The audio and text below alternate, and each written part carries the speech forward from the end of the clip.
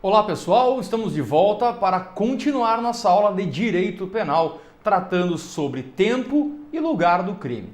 Nosso assunto agora é o artigo 6º do Código Penal, lugar do crime. Lembre-se da teoria do LUTA, um macete do LUTA, lugar, ubiquidade, tempo, atividade. O nosso papel agora, na verdade, lá no artigo 4º, nós visualizamos o tempo. E o tempo vale a atividade, momento da ação ou da omissão, não importando o resultado. Porém, no tocante ao artigo 6º, o que vale é a ubiquidade, ou seja, considera-se tanto o momento da ação ou da omissão, quanto o momento do resultado, dependendo da circunstância que for necessária analisar. O que diz o artigo 6º do Código Penal? Considera-se praticado o crime no lugar em que ocorreu a ação ou omissão, no todo ou em parte, bem como onde se produziu ou deveria produzir-se o resultado.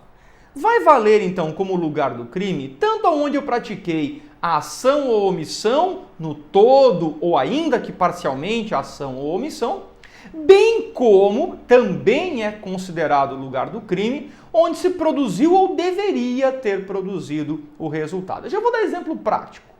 O legislador aqui foi extremamente inteligente. Preocupado com os limites territoriais, preocupado com a soberania do Brasil, ele vinculou, na verdade, esse artigo 6º, preocupado principalmente com os chamados crimes à distância. O que seria de mim se eu atirasse em você, eu estando no Brasil, de um lado da Ponte da Amizade, em Foz do Iguaçu, e você no outro lado da Ponte da Amizade, no Paraguai, e lá você fosse a óbito? Se levasse em consideração somente a teoria do resultado, só o Paraguai teria competência para avaliar a minha conduta.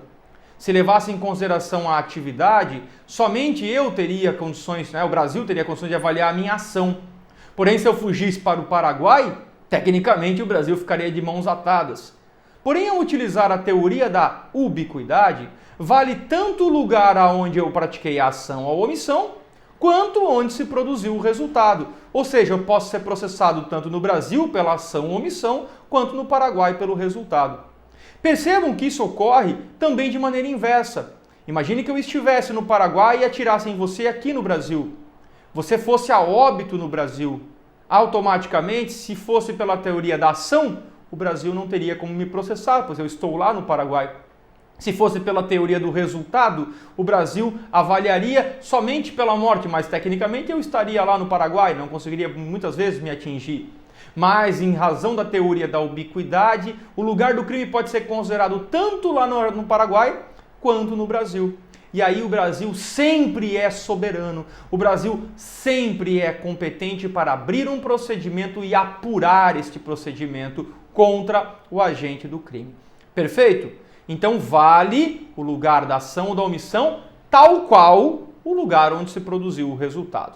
Onde eu quero chegar com todo esse cenário para vocês aqui, tá? É que nós vamos ter uma situação assim, ó. Imagine o seguinte, tá? Vamos somar agora a nossa aula anterior com essa de agora, para depois nós entrarmos no restante do conteúdo chamado conflito aparente de normas, tá? Imagine que hoje, 6 de outubro de 2020, João deu um tiro em Maria, na cidade de Balneário Camboriú, Santa Catarina. Maria é hospitalizada no Ruth Cardoso, encaminhada ao Hospital Marieta em Itajaí, levada ao Hospital Azambuja de Brusque, encaminhada ao Albert Einstein em São Paulo e lá ela vai a óbito. A pergunta que eu faço para vocês é: quando foi praticado o crime? Tempo, atividade. O crime foi praticado no dia 6 de outubro de 2020. Este é o tempo, é quando eu pratiquei a ação ou a omissão. Imagine que ela tenha falecido 15 dias depois, não importa, ação ou omissão. Mas onde foi praticado este crime? Levando em consideração que o lugar é a teoria da ubiquidade, tanto a ação ou omissão quanto o resultado, eu vou levar em consideração o quê? Itajaí, ou Balneário Camboriú, melhor dizendo, né? Como o lugar da ação ou da omissão, ou São Paulo, onde eu produziu o resultado. Então, o Estado teria competência para me processar nesses dois locais enquanto que o tempo do crime é no dia 6 de outubro, momento da ação ou da omissão. Perfeito? Não é difícil de entender. Pega o macete da palavra luta, lugar, ubiquidade, tempo, atividade e preste atenção nas provas e nos concursos, porque eles cobram bastante esses dois artigos. Ok? Passamos agora a uma nova temática ainda vinculada ao artigo 4º e 6º, tá? Para depois nós entrarmos num tema chamado extraterritorialidade, que vai do artigo 5º, 7º, 8º e 9º. Pessoal, presta atenção no seguinte. Quando nós temos uma situação interessante, chamado conflito aparente de normas. Anota aí. Professor, o que é um conflito aparente de normas?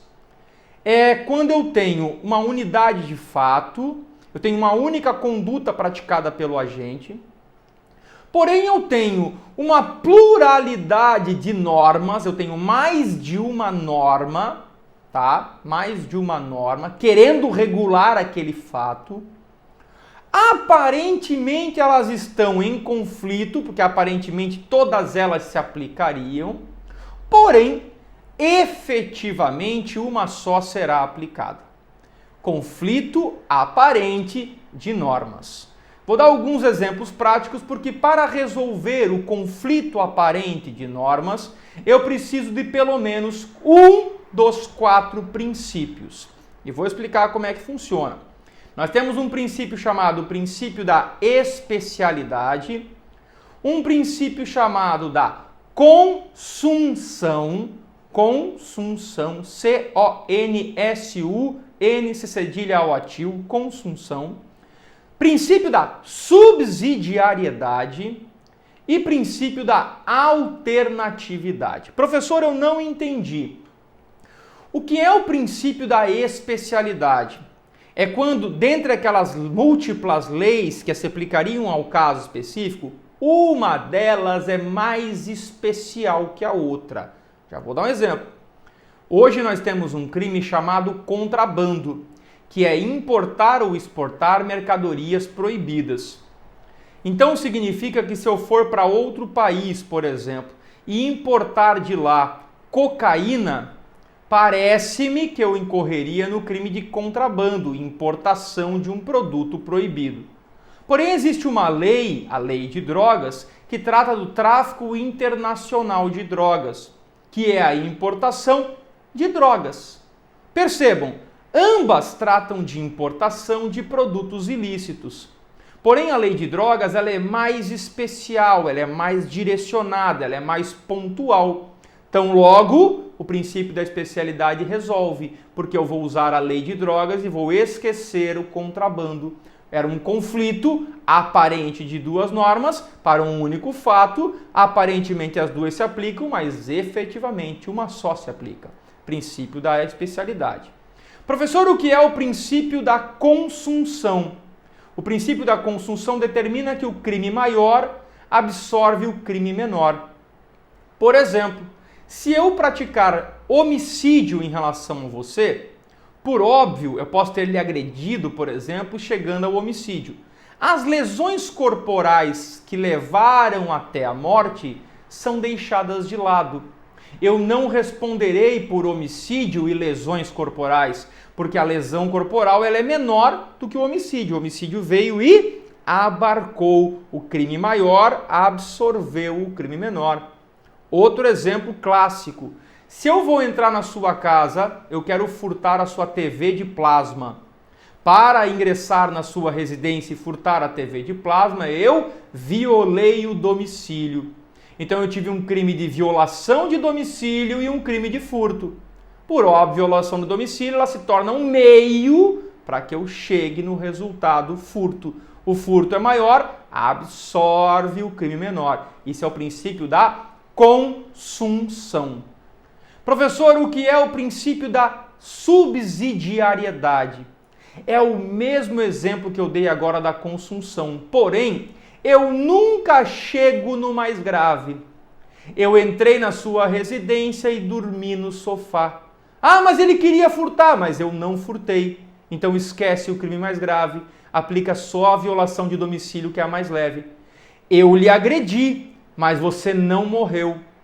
Se você não morreu, esquece o homicídio, aplica-se somente a pena da lesão corporal. Tá vendo?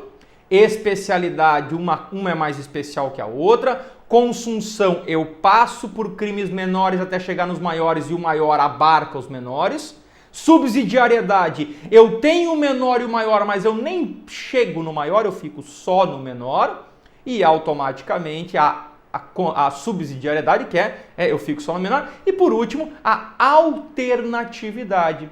A alternatividade serve para crimes de múltiplas condutas. Se você olhar o crime de tráfico de drogas, por exemplo, ele tem 18 verbos. Se você olhar o crime, por exemplo, de receptação, tem adquirir, guardar, ter em depósito, tem vários verbos.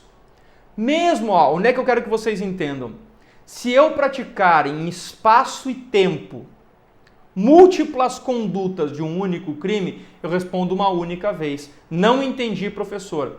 Aqui na minha casa eu guardo maconha, eu vendo cocaína, eu exporto êxtase e eu produzo crack. Eu estou praticando 4 verbos da lei de drogas. Eu não responderei por tráfico 4 vezes. Se a prisão ocorrer nesse momento e me encontrar maconha guardada, cocaína sendo vendida, êxtase sendo exportado e crack sendo produzido, eu tenho um crime de múltiplas condutas. O princípio da alternatividade diz que eu respondo apenas por um crime.